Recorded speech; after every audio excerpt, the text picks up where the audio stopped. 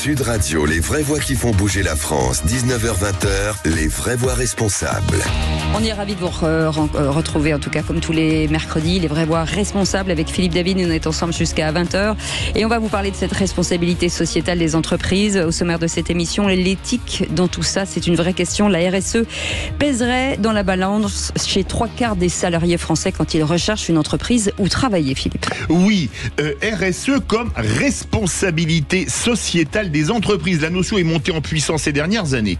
Produire de la valeur, oui, mais en faisant attention aux conséquences sur l'environnement ou sur les travailleurs à l'autre bout du monde. Et puis question d'image devenue vitale pour les entreprises. Démarche sincère ou arguments publicitaires, en tout cas, ou un petit peu des deux, sans doute. En tout cas, on va en parler dans quelques instants avec nos invités. On vous souhaite la bienvenue. C'est les vraies voix responsables. Les vraies voix Sud Radio. Et ils sont là. Aurélie Giraud qui est avec nous, experte en RSE, fondatrice de Mecoa, pardon, excusez-moi. Bonjour, merci d'être avec nous. Émilie Auvray est avec nous, Fortine, entrepreneur et fondateur de l'appartement français. Isabelle Garnier est avec nous, avocate au barreau de Marseille. Et puis Arnaud Clément, directeur de RSE chez Adistal. Enfin, c'est plus ça maintenant. C'est le groupe Inhérent. C'est le groupe Adistal est une des entités. Inhérent. Alors, ce qui est important déjà de comprendre pour ceux qui nous écoutent, que veut dire le mot responsabilité sociétale des entreprises? De quoi parle-t-on quand on donne cet acronyme? Eh bien, on parle en fait de tout ce qui concerne l'entreprise, que ce soit son organisation interne, mais aussi toutes ses influences vers l'extérieur et toutes les influences que l'extérieur a sur elle également. Donc, quand on parle de responsabilité sociétale des entreprises, on implique la gouvernance de l'entreprise, le social bien évidemment, l'environnemental, mais aussi toutes les relations business qu'il peut y avoir avec les clients, les fournisseurs et également les territoires. Est-ce que ça veut dire que ça s'adresse à toutes les strates d'une entreprise, que ce soit une TPE, ETI, enfin à toutes les entreprises? Ça s'adresse à tout le monde. Oui. Ça s'adresse à tout le monde parce que l'économie, c'est une chaîne de valeur et que toutes les entreprises, quelle que soit leur taille, sont impliquées les unes avec les autres. Et qu'à partir du moment où on décide ou qu'on est contraint par la réglementation d'avoir une politique RSE, on est obligé d'embarquer ces parties prenantes. Et ces parties prenantes, c'est l'ensemble de l'économie. C'est né quand, la responsabilité sociétale des entreprises? C'est un nouveau concept. Hier soir, on parlait d'IA avec des cabinets de recrutement qui nous disaient « Ah ben non, l'IA, nous on travaille avec pour recruter depuis des années et des années », ce qui nous a un peu surpris avec Cécile. C'est né quand, la RSE, à vos avis divers et variés? Si vous avez des avis différents, bien entendu. Hein. Allez-y. La RSE, c'est né il y a un certain nombre d'années. Ça, c'est précis. C'est devenu obligatoire en 2019 avec la loi Pacte, puisque maintenant, il y a une inscription dans la loi sur la responsabilité des entreprises dans leur statut. Mais c'est issu d'une politique assez longue qui a été portée par l'ONU depuis 95, je crois. Donc ça fait 30 ans. Donc voilà. Et qui s'est traduit dans droit français en RSE, qu'on peut aussi également appeler ESG quand on réduit à la seule responsabilité gouvernance sociale et environnementale. Quand les entreprises viennent... pardon, allez-y. Juste pour compléter un petit peu, les premiers rapports obligatoires pour les entreprises de taille intermédiaire sont plutôt de 2012, avec le Grenelle de l'environnement sous Sarkozy. Oui. Mais après, le premier rapport qui a mis en lumière le fait qu'on avait un petit problème climatique, c'est le rapport Meadows dans les années 72, où on a commencé à dire, attention, une croissance infinie dans un monde fini n'est pas possible. Et je pense que c'est une des premières approches de la RSE, c'est aussi d'arriver dans une direction, dans une entreprise, pour dire attention, on ne pourra pas continuer à avoir cette croissance avec des ressources planétaires qui ne sont pas infinies.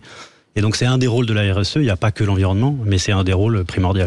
Il y a quoi d'autre que l'environnement, par exemple ? Et ben, comme ça a été dit tout à l'heure, il y a tout l'aspect social, prendre soin des collaborateurs pour qu'ils soient épanouis, leur donner du sens.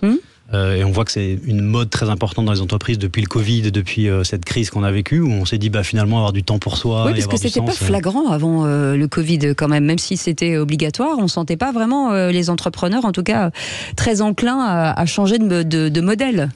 Oui, je pense que les collaborateurs des entreprises ont vraiment pris conscience de l'importance du temps et ça a vraiment drastiquement changé. Il y a l'avènement du télétravail qui a énormément changé les choses. Et Émilie Auvray-Fortine voulait réagir. Oui, tout à fait. Moi, je suis entrepreneuse en l'occurrence et je suis une entrepreneuse engagée, donc ça résonne quand vous en parlez, Arnaud, parce que moi j'ai une approche RSE qui je vais vraiment prendre le premier mot, c'est responsabilité. Pour moi, c'est notre responsabilité de dirigeant d'entreprise, notre responsabilité de citoyen, en fait, de consommateur, d'homme, de femme, de chaque jour faire de notre mieux. Donc, pour moi, il y a un aspect vraiment d'incarnation. C'est pas toujours le cas, en l'occurrence, des entreprises qui mettent en place un plan RSE. Mais moi, c'est mon approche, en tout cas. Non, mais vous avez fabriqué votre entreprise. J'ai fabriqué mon entreprise. Avec cet engagement-là, ce qui est différent d'entreprises qui, aujourd'hui, sont obligées de changer de modèle. C'est ça le problème. Alors oui, tout à fait. Il y a beaucoup d'entreprises aujourd'hui qui sont contraintes de changer de modèle.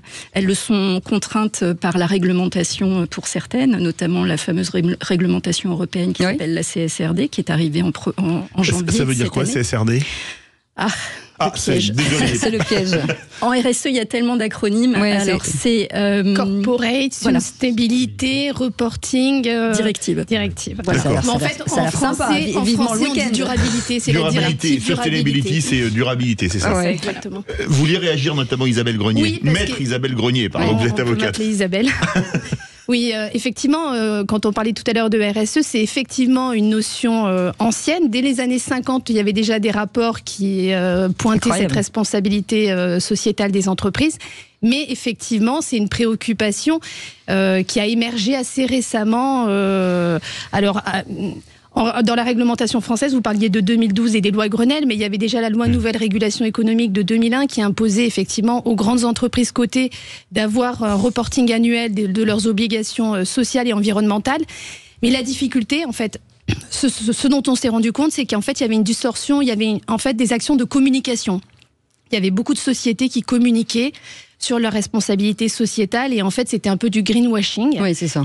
Et du coup, c'est la raison pour laquelle l'Europe s'est emparée de ce sujet dans le cadre du Pacte vert et qu'on a cette fameuse directive durabilité, pour parler en français, directive devoir de vigilance, qui veut aller plus loin et en fait mettre des normes de reporting qui soient équivalentes, qu'on puisse comparer les entreprises et éviter justement ces actions de communication, que ce soit véritablement des entreprises engagées. Clément Arnaud, quand on se positionne, nous, on parle d'Europe forcément, on en est où en France par rapport à nos voisins sur cette RSE ?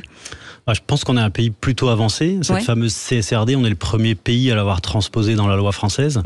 Et après, selon les pays, il y en a qui vont plus ou moins alléger les obligations légales pour les entreprises. Parce que culturellement, on a des pays voisins qui sont beaucoup plus avancés que nous, mais c'est dans leur ADN. Oui, alors ça dépend de quoi on parle. Sur l'aspect environnemental, sur l'aspect bien-être au travail, c'est vrai que les pays nordiques sont très avancés. Par exemple. Sur l'aspect environnemental, on a un mix énergétique en France basé sur du nucléaire et de l'hydraulique principalement qui est plutôt bon. Et donc, pour attirer des entreprises, pour mettre en place des data centers, par exemple, la France est un bon endroit pour le faire, plutôt que de le faire dans des pays hyper carbonés.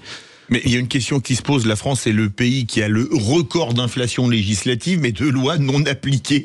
Est-ce que les lois relatives à la RSE, vous pouvez toutes répondre, mais vous, maître, Isabelle Grenier, est-ce que les lois sont appliquées ou est-ce qu'elles sont faites, comme souvent malheureusement, un peu pour décorer ?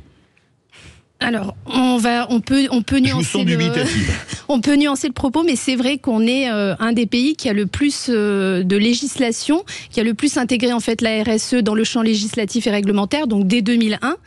Mais on a aussi été le premier pays à adopter une loi en matière de devoir de vigilance suite à l'effondrement d'un immeuble au Bangladesh qui avait mis en lumière effectivement... Qui s'appelait le Rana Plaza, qui fabriquait pour les grandes multinationales de textile, où il y a eu des dizaines de morts. Oui. Voilà, exactement, des milliers de morts. Et du coup, effectivement, on a été un des premiers pays à se doter d'une législation en matière de devoir de vigilance pour imposer aux entreprises d'auditer en fait leur chaîne de valeur et de vérifier effectivement les conditions de travail des travailleurs, de leurs sous-traitants, fournisseurs et autres. Et voilà. On fait une petite pause. Je vous coupe parce que vous aurez la parole. Vous aurez la parole. On revient dans un instant. Je suis obligée de vous couper. Et on va revenir aussi sur le terrain parce que c'est important. Et c'est vrai que l'appartement français, c'est exactement dans ça a été fabriqué en tout cas dans cette idée de se dire que d'abord les territoires, les circuits courts. On en parle dans un instant. Et puis bien entendu, vous pouvez réagir au 0826 300. Les vrais voix responsables avec Philippe David et nos invités jusqu'à 20h. Les entreprises ont une responsabilité. On en parle ce soir, ça s'appelle la responsabilité sociétale des entreprises. La RSE, vous avez certainement déjà entendu ce nom. Aurélie Giraud est avec nous, experte en RSE, fondatrice de MECOA, et Émilie Auvray-Fourtine, entrepreneur, fondatrice de l'appartement français. Isabelle Grenier qui est avec nous, décidément avocate au barreau de Marseille, et puis Arnaud Clément, et vous êtes en minorité ce soir, oui. Directeur de RSE chez Adista. Difficile, on disait hors antenne, difficile pour certaines entreprises de petite taille, soyons clairs, même de grande taille, parce que quand il faut faire bouger un mammouth, c'est toujours très compliqué, parce que ça coûte de l'argent finalement, la mise en place de cette RSE dans une entreprise. Financièrement, c'est pas totalement, c'est quand même, ça peut, oui, c'est pas totalement neutre. Je cherchais le mot. Merci Philippe, merci beaucoup. Alors, il y a quelque chose qui est assez intéressant qui est en train de se passer avec la RSE et la CSRD en particulier, c'est que on pourrait penser que la CSRD ne s'adresse qu'aux grandes entreprises, mais comme ça impacte toute la chaîne de valeur, tous les fournisseurs de rang 1 jusqu'à rang N sont concernés par la directive aussi. C'est quoi le rang 1 au rang N ? C'est les premiers fournisseurs qui vendent directement à l'entreprise leurs produits ou leurs services. Et puis le fournisseur de rang 2, c'est le fournisseur qui vend au fournisseur de rang 1 qui va vendre à l'entreprise. Donc toute la chaîne de valeur est impactée, et ce que demande la directive, c'est que les entreprises reportent sur l'ensemble de la chaîne de valeur. Donc les entreprises clientes vont demander à tous leurs fournisseurs de fournir des indicateurs, à la fois sur où est-ce qu'ils en sont, par exemple, en termes de décarbonation, et puis qu'est-ce qu'ils vont faire en termes de politique de décarbonation pour améliorer le sujet. Et je ne parle que du carbone. Ouais. Ce qui est important, c'est que du coup, toutes les entreprises sont concernées par ça. Et là, on assiste à quelque chose qui est assez intéressant, c'est que les choses se retournent. Avant, on ne pensait qu'à nos clients, et maintenant, les entreprises commencent à se préoccuper de leurs fournisseurs. Parce que maintenant, les entreprises vont devoir aider leurs fournisseurs dans ces démarches. Parce que si les fournisseurs n'ont effectivement pas les moyens ni les compétences pour pouvoir se transformer, les clients vont se retrouver sans personne suffisamment responsables pour travailler avec eux. Donc les entreprises doivent se retourner vers leurs fournisseurs, et elles doivent leur donner le coup de main qui leur permettra de financièrement soutenir les transformations, mais aussi l'organisation de ces transformations. Mais ça a quand même un risque sur l'économie, forcément. C'est le fait de se dire qu'on se coupe de certains fournisseurs et on se tourne vers d'autres, ça a un impact financier sur le produit, ça a des impacts quand même qui sont colossaux aujourd'hui. Ouais, pardon. Allez-y. L'impact du changement climatique sur l'économie est aussi extrêmement important. Bien Donc, sûr. De toute façon, on est un peu coincé, c'est-à-dire qu'il faut faire quelque chose. D'une manière ou d'une autre, il va falloir payer des choses qu'on n'est pas prêt à payer aujourd'hui. Et qu'on commence déjà à payer quand on voit les inondations et les différents problèmes qu'on a sur les sécheresses. Mais la question, c'est ça, c'est est-ce qu'il vaut mieux pas financer la transformation de la chaîne de valeur ou financer les dégâts ? Mais il y a, dans RSE, il y a sociétal et environnemental. Est-ce qu'on peut cumuler les deux tout en restant compétitif ? Parce qu'on est quand même dans une économie mondialisée, ce qui pose question, Arnaud Clément. Oui, moi j'aurais complété d'abord sur l'aspect achat. En fait, si vous achetez un produit, un micro pour Sud Radio à 100 € et qu'il y en a un autre à 150 €, lequel est le moins cher ? Ah bah ça dépend. Ça Parce dépend. que si par exemple celui à 100 € il consomme beaucoup plus d'électricité que celui à 150, à l'usage il sera moins cher. Si celui à 100 € il est garanti 2 ans, celui à 150 il est garanti 5 ans, etc., etc. Donc il y a un aspect économique, et les achats responsables, c'est aussi ça, c'est regarder le coût total de possession et pas uniquement le coût d'achat. On peut faire la même chose quand on achète un t-shirt à titre perso, etc. Donc les achats responsables, en effet, c'est un pilier qui est très important, mais on peut faire rimer du coup écologie et économie, comme vous le disiez tout à l'heure. Ça va pas forcément, ils sont pas forcément en guerre l'un contre l'autre. Émilie Auvray-Fourtine, vous voulez réagir ? Oui, en effet, on parle de micro, on parle de t-shirt. Nous, on a tendance à dire dans le Made in France qu'un t-shirt de la fast fashion, en fait, on le paie 3 fois. Il y a la valeur faciale à l'acquisition, il y a aussi la valeur sur la santé et la valeur sur l'environnement. Donc, en fait, il coûte beaucoup plus cher. Oui, beaucoup plus cher, parce qu'en plus, il a une durée de vie qui est quand même très mince. Avant de monter cette entreprise, qui s'appelle l'appartement français, vous faisiez quoi ? Qu'est-ce qui finalement a déclenché chez vous ce besoin de se dire, moi, je veux aujourd'hui participer à ce changement de société ? J'ai eu la chance, en fait, de toujours baigner dedans. Moi, j'ai eu un un cadeau. J'ai reçu la confiance quand j'avais 24 ans d'une boîte de cosmétiques très éthique, très engagée, une boîte anglaise qui m'a dit vas-y, monte-nous des marchés et fais le bien. Et du coup, j'avais la chance de vendre des produits complètement magnifiques, qui sont bons pour la santé, qui étaient sans emballage. Donc j'ai grandi dedans, j'ai baigné dedans. Et donc ma vie, c'était le retail. Et un jour, je me suis dit, mais comment je pourrais aujourd'hui créer un lieu de rencontre, donc un concept store, où on puisse offrir le plus beau produit qui soit aux clients. Et c'est forcément un produit fabriqué localement, qui a une éthique, qui a des matériaux éco-responsables, un prix accessible. Et du coup, voilà, l'appartement français est né. Isabelle Grenier veut réagir. Oui, moi je pense que effectivement dans la RSE, il y a un impact financier, mais pas que. Il y a des choses très simples et qui peuvent ne pas coûter d'argent, qui sont susceptibles d'être faites, y compris par des toutes petites entreprises. Moi, j'ai un client qui est un traiteur, qui a installé des toits végétalisés avec des ruches, qui travaille un peu sur son empreinte carbone, qui a mis en place une cantine solidaire pour les restes. Et en fait, finalement, il a aussi travaillé sur le social, sur la dimension salariée, et en fait, c'est presque un levier de compétitivité pour cette entreprise. D'abord parce qu'il fidélise ses salariés, ses collaborateurs avec les questions de qualité de vie au travail, et aussi finalement son ancrage sur le territoire, le fait finalement de venir en aide à des personnes qui n'ont pas les moyens de faire 3 repas corrects par jour, ça l'ancre dans la société, ça lui donne finalement un avantage compétitif, concurrentiel par rapport à d'autres. Et c'est des choses des fois très simples à mettre en œuvre. Et aussi, ce que je voulais rajouter, c'est qu'il y a des dispositifs d'aide aujourd'hui qui existent, notamment l'ADEME, en partenariat avec le ministère de l'écologie, a mis en place une aide. L'Agence pour la défense de l'environnement et la maîtrise de l'énergie. On le rappelle pour les auditeurs qui ne le savent peut-être pas tous. Allez-y. Un dispositif de subvention qui va de 5 000 à 200 000 euros, qui s'appelle Tremplin pour la transition écologique des PME et qui permet de financer justement certains dispositifs qui peuvent être onéreux pour les petites et moyennes entreprises. Alors ça, c'est un bon exemple, mais Arnaud Clément, quand on parle d'industrie, par exemple, d'entreprises, de la data, de toutes ces entreprises qui utilisent des écrans, c'est difficile quand même aujourd'hui. Oui, c'est compliqué. Le premier impact du numérique, c'est les écrans. Oui. Vous venez de les citer, à quasiment 30%. Donc souvent, on stigmatise les data centers et bien sûr qu'ils ont une responsabilité. Nous, la consommation d'énergie pèse 3% de notre bilan carbone. Donc c'est rien. Ça ne veut pas dire qu'il ne faut pas faire d'efforts pour diminuer cette consommation et pour consommer différemment, acheter des contrats verts, etc. Mais finalement, le sujet numéro 1, c'est d'allonger la durée de vie des équipements et d'embarquer les clients avec nous pour leur expliquer que il faut essayer de ne pas renouveler ces équipements tous les 36 mois, mais plutôt 60 mois. De les réparer, etc. Surtout. Mais je vais poser une question. Est-ce qu'on peut faire vraiment un bilan environnemental ? Je vous prends un exemple. Vous achetez une voiture, elle est fabriquée avec de l'acier. L'acier, aujourd'hui, c'est de la sidérurgie électrique. Mais si ce jour-là, l'usine électrique, elle est alimentée par de l'électricité nucléaire ou de l'électricité au charbon ou pire à la lignite qui vient d'Allemagne, le bilan n'est pas du tout le même. Et pourtant, on ne peut pas le savoir. Donc, est-ce qu'on n'est pas quelque part un peu dans l'abstrait ?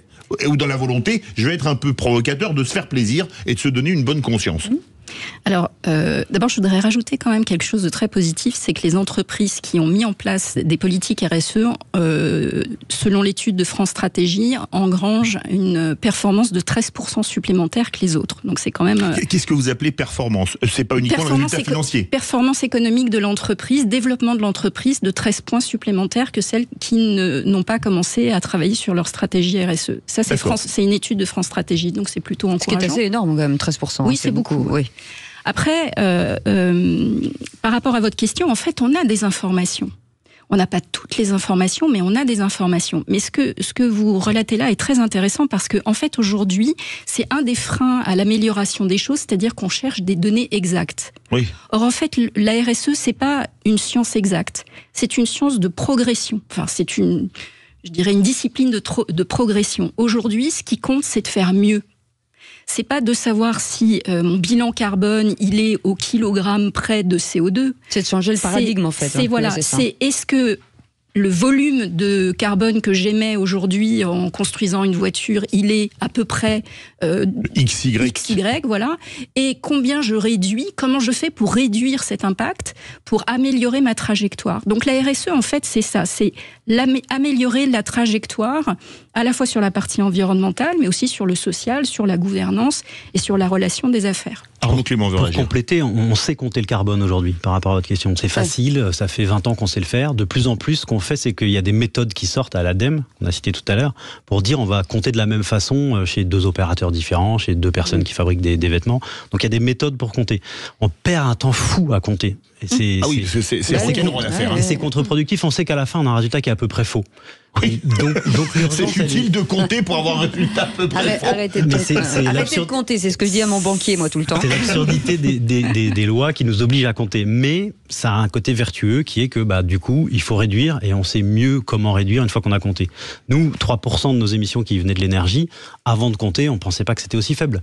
Donc ça a une vertu, mais on perd beaucoup de temps à compter. Alors c'est vrai que vous aviez aucune notion de ce que ça représentait. On sait qu'on est dans un pays avec une énergie, un mix qui est plutôt vertueux, mais on ne pensait pas que c'était aussi faible et que les équipements étaient aussi importants. Donc on perd du temps à compter pour au final apprendre des choses, mais sans... Voilà. Enfin, c'était plutôt une bonne nouvelle, au moins pour le coup. Sur ce point-là, oui. Après, sur l'ADEME, il y a une base qui s'appelle la base empreinte, dans lequel on a beaucoup d'informations qui permet pour les personnes comme nous par exemple, d'aller justement comptabiliser les impacts de l'acier qui a été récupéré, du recyclage, de là où il a été transformé, quelle va être aussi sa fin de vie, est-ce qu'il va être jeté, est-ce qu'il va être recyclé, etc. Donc tout ça change la donne en termes d'impact. Et toutes ces informations-là, aujourd'hui, elles sont quand même dans une énorme base de données, il y en a plusieurs, et qui sont accessibles pour les consultants et les entreprises. Et la question, c'est de savoir si vous et moi, Philippe, nous sommes recyclables. Ça, c'est une... je ne sais pas. Vous avez été transformé, vous Il serait temps que ce soit le cas. Vous ne me sous-entendez pas comme valorisation des déchets. Non. Allez, à tout de suite. Merci. Sud Radio, les vraies voix qui font bouger la France. 19h-20h, les vraies voix responsables. Ce mot responsable dans cette émission, vous le connaissez puisque c'est tous les mercredis soirs. On parle des entreprises, bien entendu, de la responsabilité sociétale des entreprises. Pas mal d'invités autour de la table. Et je voulais revenir avec Émilie Auvray-Fourtine pour entrepreneuse et fondatrice de l'appartement français. Donc vous, c'est forcément du local, c'est forcément du made in France. Est-ce que ça veut dire que quand vous vous adressez à un fournisseur, vous dépiauter totalement, et c'est quoi? Faut faire confiance aussi à un moment donné? Oui, je suis complètement pour la confiance. Cependant, c'est absolument pas suffisant pour la traçabilité. La confiance n'exclut pas le contrôle. C'est un proverbe qu'on utilise régulièrement. Exactement. Donc oui, on a une relation contractuelle avec chacun de nos fournisseurs et on a la traçabilité de chaque étape de fabrication, la provenance de chaque matériau, de chaque produit.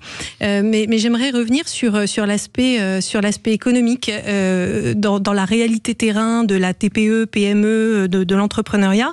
Il y a quand même assez peu d'accompagnement financier, voire aucun. Et pour moi, il y a quand même une grosse notion qui est la notion du renoncement. Il y a un prix à payer pour tout ça, notamment un prix économique. Quand on regarde le bilan de beaucoup d'entreprises, du Made in France ou qui ont une éthique très engagée, il y a très souvent des choix qui sont faits, mais c'est complètement OK, c'est complètement exemple. Donnez-nous accepté. un exemple, par exemple. Un exemple, c'est la marge sur les produits fabriqués en France. C'est une marge x2. Quand sur du prêt-à-porter ou de l'accessoire, déco, etc. Quand du made in ailleurs, c'est du x4, x5, x20. Donc évidemment, le résultat n'est pas du tout le même. Donc comment économiquement rendre le modèle viable? Et vous parliez de changement de paradigme tout à l'heure. Pour moi, c'est exactement ça. C'est un changement de paradigme, surtout sur la gouvernance, sur la façon de manager, sur la façon d'être altruiste, avec ses fournisseurs, ses clients. Mais même sur la pédagogie du client, parce que c'est ça aussi. C'est-à-dire que vous pouvez être en phase avec la société, avoir des clients qui ne le sont pas. Donc là, pour le coup, vous avez porte fermée. Tout à fait. Et il y a aujourd'hui des filières qui paraissent en plein développement et qui sont très médiatisées, c'est formidable, comme la filière du lin, mais qui économiquement enchaîne les liquidations sur le sujet. Oui, parce que le lin est produit en France, en général, notamment en région Normandie, parce qu'il faut un microclimat. Il part à l'autre bout du monde en Asie pour être tissé, et il revient à l'autre bout du monde en Asie, en Europe ou en Amérique, etc., pour être porté par les consommateurs. C'est complètement fou. C'est ça. 75% de la production mondiale de lin vient de France, et on exporte 90%. Et on le fait revenir parce qu'on adore le lin. Oui, c'est ridicule. Je me posais une question, là, vous me l'avez inspiré, sujet de philosophie, vous avez 4 heures, enfin pas tout à fait. Est-ce que la RSE est compatible avec la mondialisation? Est-ce que ma question inspire quelqu'un? Arnaud Clément, manifestement. Idodeline de sa oui. donnée de ligne. Je sens qu'il vous nous faire, c'est une bonne question. Oui, c'est une très bonne question, merci. Suivant. Elle m'est Non, venue, je- hein. non, non, C'est Emilio Auvray-Fortine qui me l'a inspiré. Je Non, moi, pense je que fais- moi, le seul avantage que je vois avec l'adoption justement de la fameuse directive durabilité CSRD et de la prochaine directive devoir de vigilance qui vient d'être adoptée, c'est qu'on a une dimension extraterritoriale. C'est que ça ne concerne pas que les entreprises européennes. Donc ça, c'est un véritable avantage, c'est-à-dire que c'est un véritable avantage, c'est-à-dire qu'au lieu finalement d'imposer des normes à nos entreprises européennes et finalement de faire rentrer sur le marché européen des produits qui ne respecteraient pas ces normes, là, toutes les entreprises qui veulent opérer sur le marché européen vont être soumises aux mêmes règles du jeu. Après, la difficulté, c'est ce qu'on a dit, c'est que ça ne concerne pour l'instant que des très grosses entreprises. Donc le petit Est-ce fournisseur... que c'est applicable à tout le monde? C'est ce que j'allais dire. Oui, c'est le problème. C'est comme les voitures qui viennent de Chine. C'est comme l'agriculture. On est tous au même. On est logés tous à la même enseigne. C'est-à-dire que où on fait une directive et on est, quel que soit le niveau de l'entreprise, tout le monde est logé à la même enseigne. Ça va être difficile. Arnaud Clément. Oui, ça va être difficile de répondre. Non, moi je dirais que... Vous pouvez répondre aux deux à la fois, il n'y a pas de problème. On va plutôt se Le micro démondialiser. Ouais. Parce que on le voit, le Made in France est en marche, et c'est pas le seul. Moi, je parlais de la tension sur les ressources planétaires. À partir du moment où on a moins de ressources planétaires, les pays qui les produisent vont vouloir les garder pour eux. C'est assez logique. Donc, je pense qu'on va revenir à du local et que ça va nous être imposé physiquement par le fait que il y aura plus suffisamment de matière pour tout le monde. Donc, c'est pas que c'est incompatible, c'est qu'au contraire, la RSE prépare à ces risques. Et donc faire de la RSE, c'est avoir 13% de croissance de plus que les autres, comme vous le disiez tout à l'heure. C'est anticiper ces risques qui vont de toute façon arriver. Ça fait 50 ans que les scientifiques nous alertent, on y est là. Aurélie Giraud, vous êtes d'accord avec ça? Complètement d'accord avec ça. C'est donc pas compatible avec la mondialisation, la RSE, où ça va démondialiser. Vous avez un peu cité Arnaud Montebourg, peut-être sans le faire exprès. Ah oui, non, pas du tout. Mais... Alors, c'est en fait la RSE qui va se mondialiser, je pense. Et d'ailleurs, c'est ce qui est en train de se faire. La CSRD, effectivement, a un impact extraterritorial puisqu'elle pousse les pays aussi qui sont fournisseurs de l'Europe à regarder chez eux ce qu'ils font. Mais la Chine, les États-Unis sont des pays aussi qui prennent beaucoup de mesures en matière de RSE, sur notamment le carbone. On n'en parle pas beaucoup, mais ce sont aussi des pays qui se mobilisent aujourd'hui. Et c'est des pays qui se mobilisent parce qu'elles prennent de plein fouet aujourd'hui dans leur pays. On voit les inondations, on voit les catastrophes climatiques qu'il peut y avoir aux États-Unis. Ça les fait aussi réfléchir sur l'impact de cette mondialisation sur la vie au quotidien des gens dans leur pays. Mais est-ce que là, on n'est pas un peu aveugle de dire que cette responsabilité, c'est d'entreprise, c'est B2B, d'entreprise à une entreprise? Pour votre cas, à vous, avec l'appartement français, c'est de l'entreprise au client. Le client, tant qu'il ne sera pas, entre guillemets, c'est terrible ce que je veux dire, mais obligé ou taxé comme le sont les entreprises, est-ce qu'il n'y aura pas une dichotomie entre les entreprises se parlent entre elles, elles sont toutes vertes, et le client final va continuer à acheter au Bangladesh, en Chine et tout. Là, il y a quelque chose qui sonne pas très juste. Il y a une injonction quand même. contradictoire. Bah oui, mais finalement, in fine, ce qui fait tourner le monde, c'est la personne qui achète. Après, il y a une vraie sensibilité du client, et 90% des Français qui disent qu'ils préfèrent acheter local. Mais quand ils ont le choix, en fait, parce qu'il y a tellement de Frenchwashing, de greenwashing, de marketing qui mensonge, produits éco-responsables dont 3% est véritablement recyclé, enfin, il est perdu. Et en fait, il a besoin de pédagogie, il a besoin d'éducation, il a besoin de transparence, mais il a besoin de ménage aussi. De ménage énormément. Et surtout ces logos que l'on voit, qui veulent rien dire et on a l'impression que ce sont des vrais logos. Vous avez dit, il y a du French washing, par exemple, c'est-à-dire qu'on achète des produits made in France qui sont pas made in France, par exemple. Le made in France, c'est un pourcentage de valeur ajoutée. De valeur ajoutée. Théoriquement, c'est plus de 50% de valeur ajoutée pour avoir le droit de marquer made in tel pays. Il y a des produits qui ont le drapeau français, ils n'ont rien à voir avec ça. Moi, je serais plus revenu sur le pouvoir d'achat, en fait. Oui. On a 11 millions de personnes, je crois, en France, qui vivent sous le seuil de pauvreté. Oui. Je n'ai pas piqué à Arnaud Montebourg, celle-là. Non. Et du coup, je pense que malheureusement, quand on n'a pas le choix et qu'on a envie de consommer, on va à ce qui coûte le moins cher. Et donc, évidemment que les Français auraient envie de consommer responsable, mais malheureusement, c'est pas possible pour tout le monde. Mon arrière-grand-mère disait, je n'ai pas les moyens d'acheter bon marché, mais on va y arriver. Oui. C'est l'histoire du micro. Oui. Finalement, je préfère investir un peu plus dans quelque chose que je vais garder que investir dans du jetable. Mais comment éduquer, c'est ça? Parce que vous avez cette proximité, vous êtes sur le terrain, ce qui est un petit peu moins les entreprises. Cette pédagogie, d'abord, vos clients, c'est qui? Est-ce que c'est une jeune génération? Est-ce que finalement c'est une génération un peu plus âgée qui se dit, ben voilà, pourquoi pas qu'il y a un peu plus de sous? C'est qui? C'est toute génération, tous milieux sociaux. En fait, on a beaucoup de jeunes maintenant aussi, des tout jeunes, 18 ans, qui demandent de la seconde main d'ailleurs, donc formidable. Ils nous changent, ils nous poussent à changer aussi nous nos habitudes d'achat. Tout âge, et qui achètent peu, qui achètent moins, mais mieux. Exactement, moins mais mieux. Mais il y a notamment, je trouve, des outils fabuleux. J'ai envie de le mentionner. Je ne sais pas si vous avez déjà entendu parler de Frédéric Laloux, qui a écrit Reinventing Organizations, qui est un formidable auteur sur réinventer l'organisation, mais ça se comprenait à peu près. Mais il a récemment créé un outil pédagogique que je trouve fantastique, que nous on diffuse auprès de nos clients, de nos fournisseurs, qui s'appelle The Week, tout simplement. Et en fait, ça se fait autour d'un apéro, 3 jours de suite, concrètement, entre amis ou dans l'entreprise. Ça vous parle, l'apéro, Philippe David? Ça, je trouve ça très intéressant. Avec des produits locaux, j'en connais des très bons même. Et ça a un impact pédagogique au sein de n'importe quel groupe qui vit ce parcours, mais qui est complètement décuplé. Et nous, pour l'avoir fait avec plein de clients, on a des clients qui nous disent, mais merci, en fait, vous avez changé ma vision du monde grâce à cet outil. Donc pour moi, aujourd'hui, voilà, ça doit passer par des outils ludiques. Alors, ludique et partagé. Vous deux qui êtes dans des entreprises, c'est ça aussi le rôle de l'entreprise, au travers de ses employés, c'est aussi de transformer, de changer la pédagogie en interne. Oui, la priorité, c'est d'embarquer. Il faut d'abord une direction qui est convaincue, et ensuite il faut embarquer les collaborateurs. Chez vous, 4 piliers importants, RSE. Allez-y. Non, mais justement, parce que j'ai regardé ce que vous faisiez quand même. Et vous proposez, vous dites que ce sont des 4 piliers indispensables pour la transformation de l'entreprise. Oui, le premier, c'est vraiment d'embarquer les collaborateurs. C'est hyper important, parce qu'on est 2 à faire de la RSE, on est 1200 dans le groupe. Donc si on veut avoir de l'impact, en fait, il faut être 1200. Et du coup, on joue des fresques du climat, qui est un autre atelier ludique, une autre formalité pour comprendre les impacts du dérèglement climatique. Et les personnes qui jouent la fresque peuvent devenir animateurs et peuvent devenir fresqueurs. Et donc ça, c'est vraiment un super outil. Donc c'est un pilier qui me paraît essentiel. Embarquer les collaborateurs dans l'aventure. Isabelle Grenier voulait réagir juste avant. Oui, effectivement, ce que vous disiez, c'est très juste. Il faut embarquer, j'allais dire, toutes les parties prenantes. Alors, les salariés, collaborateurs, ça en fait partie, mais aussi ses clients.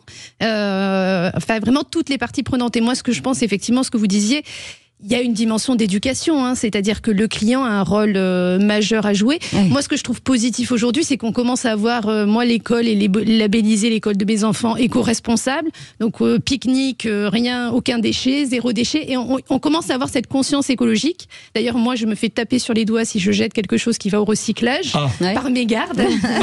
Donc, finalement, je pense que c'est les jeunes générations qui vont aussi nous pousser, qui vont changer les habitudes. On le voit chez les jeunes, les tendances de consommation évoluent. Ils continuent à acheter sur Shine, ça les dérange pas du tout, avec une conscience écologique. Il y a quand même beaucoup de. Il y a du travail à faire. Mais effectivement, je pense que c'est toujours. C'est pour ça qu'il faut pas se mentir. Il y a marqué "Parlons vrai" sur nos murs, mais il faut pas se mentir. C'est vrai que les choses doivent changer. Elles évoluent lentement. Il y a encore beaucoup d'hypocrisie quand même en disant nous on est comme ça, et finalement quand vous regardez dans les poubelles de vos copains, vous vous dites pas tant que ça. Finalement, je suis pas si mal que ça. Finalement, je suis pas mal. Allez, on fait une petite pause. Approfondir l'apéro, parce que là je pense qu'il y a vraiment beaucoup de choses à dire, des produits locaux français, on est la radio des territoires, on a des tonnes d'infos à vous donner. Arrêtez-le, allez on fait une petite pause, on revient dans un instant, à tout de suite. Sud Radio, les vraies voix qui font bouger la France, 19h-20h, les vraies voix responsables. Cette responsabilité des entreprises, on en parle depuis 1 heure avec nos invités. Aurélie Giraud est avec nous, experte en RSE, fondatrice de MECOA. Émilie Auvray-Fourtine est avec nous, entrepreneur et fondatrice de l'appartement français. Il y a un site internet, je vous incite à aller le regarder. Isabelle Grenier, qui est avocate au barreau de Marseille, et Clément Arnaud, directeur de la RSE de chez Adista. Si on devait, pour finalement donner un message d'espoir avec vous, par exemple, sur ce que vous mettez en place, vous êtes entrepreneuse, mais en plus, vous travaillez la pédagogie, puisque vous formez ces gens à changer aussi de paradigme. Si vous deviez donner un message aujourd'hui à ceux qui nous écoutent. Grande question. Bah oui. J'ai peut-être juste envie de dire que moi, j'y crois. Je suis au contact du consommateur, je suis au contact de dirigeants d'entreprise tous les jours aussi, je fais du coaching. Et je les vois, eux, changer aussi. Et l'impact qu'ils ont dans leur transformation à eux, personnellement, à se rattacher à leurs valeurs qui leur sont propres, et du coup, à mieux se transformer pour mieux transformer leur entreprise, me fait me dire qu'au fur et à mesure, si on compile toutes les initiatives qui sont prises aujourd'hui, j'espère qu'on va y arriver. Je peux pas, en tous les cas, ne pas espérer. Et quand on est dans une entreprise au changement, et vous dites forcément qu'il y a une progression dans l'entreprise de 13% en plus, ça veut dire qu'un salarié heureux est un salarié qui travaille mieux et plus efficacement. Ça, sans équivoque, et qui s'investit davantage. Et qui est plus productif. Et qui est plus productif, et qui, dans son investissement, fait en sorte aussi d'apporter. C'est ça qui est assez chouette d'ailleurs dans la RSE, c'est que on met les salariés à contribution dans la RSE. Et les salariés, ils ont plein d'idées formidables sur comment justement améliorer les choses dans leurs expertises, qui apportent un vrai bénéfice pour l'entreprise. Et ça, c'est quelque chose dont on s'est privé pendant pas mal d'années, et la RSE remet ça en valeur. Donc oui, ça apporte beaucoup de dynamisme. Alors, je voulais juste rappeler que c'était assez étonnant. Hier, on parlait emploi avec Indeed, qui nous disait hors antenne, nous, notre RSE en partie, c'est de dire, vous avez des congés payés, sans limite, nos limites. Dès que le chef est d'accord. Dès que le chef est d'accord, voilà. Donc, et en fait, ils se sont rendus compte que finalement, ils prenaient pas autant que ça, parce qu'ils étaient heureux dans leur entreprise, ils étaient contents de venir travailler, et ils ont augmenté un tout petit peu, mais assez peu. Et c'est là qu'on se rend compte effectivement que le bien-être au travail et que la responsabilité de chacun et du groupe et de l'entreprise. Arnaud Clément, vous n'allez pas me dire le contraire? Non, oui, je disais donner du sens. Ouais. Quand on donne du sens aux collaborateurs, qu'on explique pourquoi on fait ce métier et quel impact on veut avoir sur la société, du coup on a des collaborateurs qui savent pourquoi ils viennent travailler le matin et qui sont fiers de l'appartenance à l'entreprise.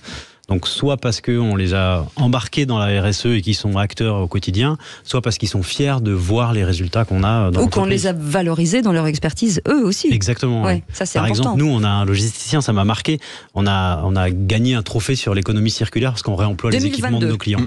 Et en fait, il vient recevoir le trophée et il dit au début, quand j'ai vu le sujet arriver, je me suis dit, mais merde, récupérer la poubelle de nos clients, ça m'intéresse pas. Et à la fin, quand il a vu qu'on en avait récupéré 21 000, il était fier de ce qu'il avait fait. Et c'est hyper chouette de voir qu'il y a des collaborateurs qui, au final, se disent c'est génial, je suis fier de ce que j'ai fait. D'ailleurs, c'était très drôle parce qu'il a fait un post en disant j'ai reçu un prix, on va me dire que oui, il est en plastique, il est revenu de machin, de trucs. C'était assez drôle. Et on avait d'ailleurs fait également, les vrais voix responsables, une émission sur l'économie circulaire il n'y a pas très longtemps, il y a quelques semaines. Isabelle Grenier, vous êtes d'ailleurs présidente de la commission droit et entreprise du Conseil national des barreaux. Les avocats, ils sont vraiment RSE friendly, pour parler en bon français. Comment ça se passe chez vous? Alors, chez nous, c'est comme partout, je veux dire, on n'échappe pas, on est des entreprises comme les autres et on est acteurs de la société, donc il y a des bons et des mauvais points, c'est-à-dire qu'effectivement on essaye d'embarquer les cabinets d'avocats dans des démarches RSE.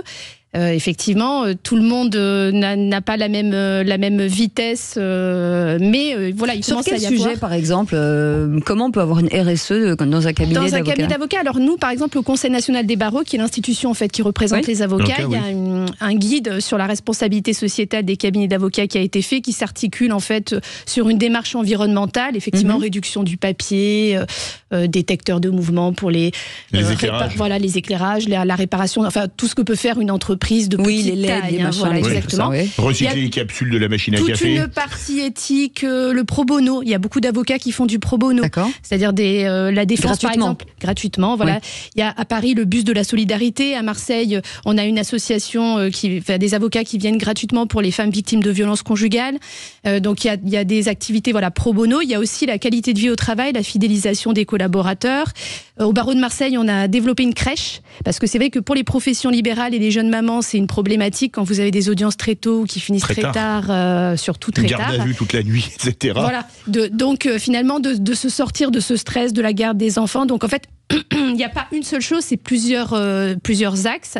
Il y a même des cabinets qui se dotent du statut d'entreprise à mission, c'est-à-dire qui se dotent d'une raison d'être en fait et qui se fixent des objectifs atteindre. Ça veut dire qu'aujourd'hui, des clients potentiels, qu'ils soient consommateurs, enfin, qu'ils ne soient pas une entreprise ou une personne privée, peut déclarer qu'elle ne veut pas travailler avec un cabinet d'avocats qui n'est pas un minimum, une RSE minimum. Bien sûr. Ouais. Et d'ailleurs, ça ferait tâche, par exemple, pour des cabinets en droit social qui sont condamnés pour harcèlement sur leurs collaborateurs, de eux-mêmes travailler avec certains clients dans l'accompagnement pour la RSE, parce que si vous montrez pas vous-même l'exemple, c'est aussi compliqué d'embarquer vos clients, toutes vos parties prenantes, en fait.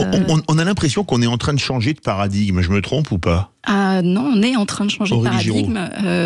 Non, c'est tout à fait profond. Et d'ailleurs, non seulement on est en train, mais il faut qu'on change de paradigme, parce que la société telle qu'elle a été construite à l'époque où on se posait pas toutes ces questions n'est pas viable. Donc on est obligé de changer les paradigmes. Donc l'économie change, la politique change, les mentalités changent, les forces sont plus les mêmes, et ça se fait pas toujours suffisamment vite, mais ça se fait. Mais ça se fait sur le temps moyen ou le temps long ? Ça se fait sur un temps pas assez rapide, ça c'est sûr. Ça c'est une réponse précise, encore une fois. Justement, vous qui êtes la RSE de cette entreprise, ça a mis combien de temps le déclic ? C'est-à-dire que j'imagine qu'au début vous avez dû batailler, vous êtes un peu seul face au restant du monde. Oui, je dirais que on n'y est pas encore, en fait. Enfin, il faut rester humble. Le Graal dans une politique RSE, je pense, c'est de changer le business model de l'entreprise. Et en gros, il faut promouvoir de la sobriété pour être plus heureux demain. Et il faut mieux partager les ressources.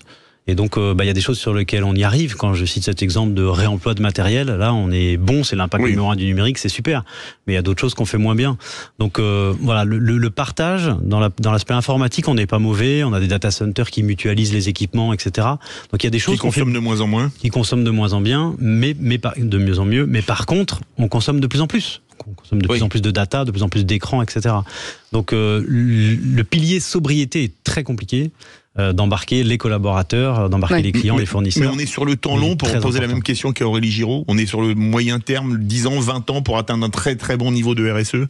Alors, le problème, c'est qu'on n'a pas le temps. Quand on dit que nos enfants sont peut-être ceux qui vont sauver le monde, on n'a pas le temps, que ce soit nos enfants. C'est déjà, on est dans le mur.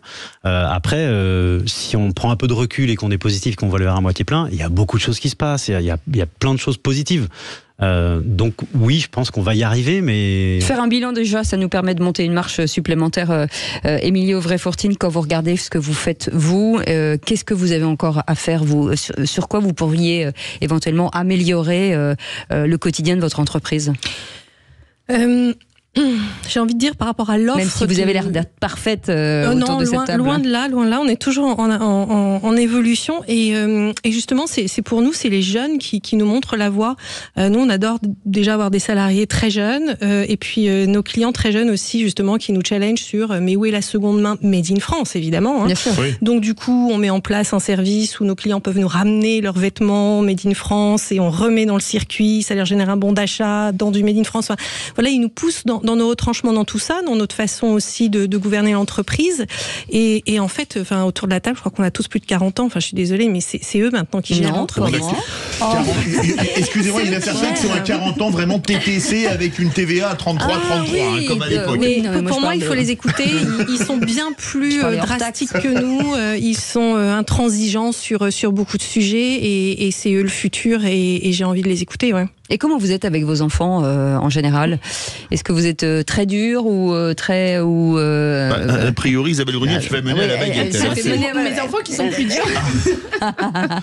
Bon, en tout cas, on vous remercie beaucoup d'avoir été avec nous. Vous avez vu, une heure, ça passe très vite. Merci Aurélie Giraud, experte en RSE, fondatrice de MECOA. Merci beaucoup. D'ailleurs, c'est intéressant de dire ce que ça veut dire MECOA. MECOA, ça veut dire mesurer, comprendre, agir. Exactement.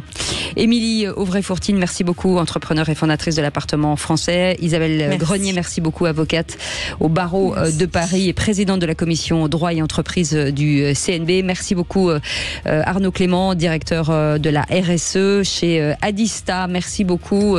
En tout cas, Cyril, de nous avoir monté cette belle émission. On vous retrouve demain pour les vraies voix à partir de 17h, mon cher Philippe. On se retrouve à 17h, ma chère Cécile. À 20h02, l'essentiel de Sud Radio. À 20h, bien évidemment, le flash. Ce sera Thomas Rivière ce soir. Mais tout de suite, Sud Radio à votre service. Et on remercie notre équipe formidable qu'on embrasse. Salut, à demain.